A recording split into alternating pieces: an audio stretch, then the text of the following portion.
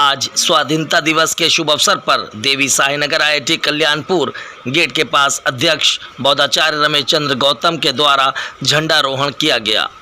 इस 79वें स्वतंत्रता दिवस के अवसर पर बौद्धाचार्य रमेश गौतम ने बताया, आज़ादी का सही मतलब संविधान में दिए गए उन अध्याय में है जिसमें मानवता और मनुष्यता को आज़ादी मिल सके। इसलिए हमें अपने देश और संविधान की एकता और अखंडता पर जोर देना चाहिए।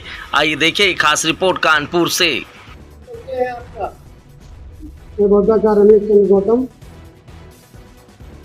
आज 15 अगस्त के उपलक्ष्य में कहाँ पर झंडारोहण किया है और 15 अगस्त के उपलक्ष्य में देशवासियों को क्या कहना चाहेंगे?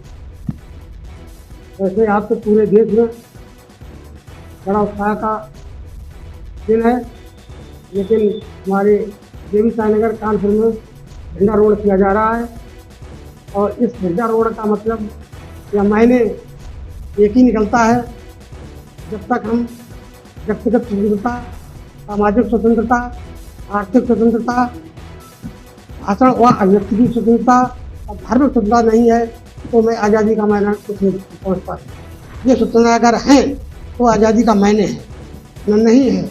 आज़ादी जो मिली है ऐसे नहीं मिली है। आज़ादी हमारे देश के लाखों लोगों ने अपनी जान की कुर्बानी दे करके इस मतलब महिमामय दिन को प्राप्त किया है।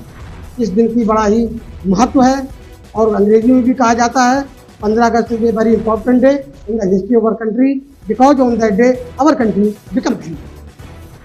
हुआ था, हमारा देश स्वतंत्र हुआ था और इस स्वतंत्रता के लिए हम क्या नहीं कर सकते हैं, इसको बरकरार रखने के लिए हम क्या नहीं कर सकते हैं।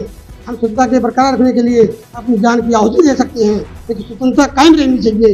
यही स्वतंत्रता के मायने होता है। जब तक हम त्याग नहीं करेंगे स्वतंत्रता का कोई मायना नहीं होता है। इसलिए 5-6 जो पॉइंट मैंने बताए हैं उन मायनों पर ध्यान देने योग्य हैं और उन पर ध्यान देना चाहिए कि त्याग के बिना ये कुछ नहीं हो सकता है।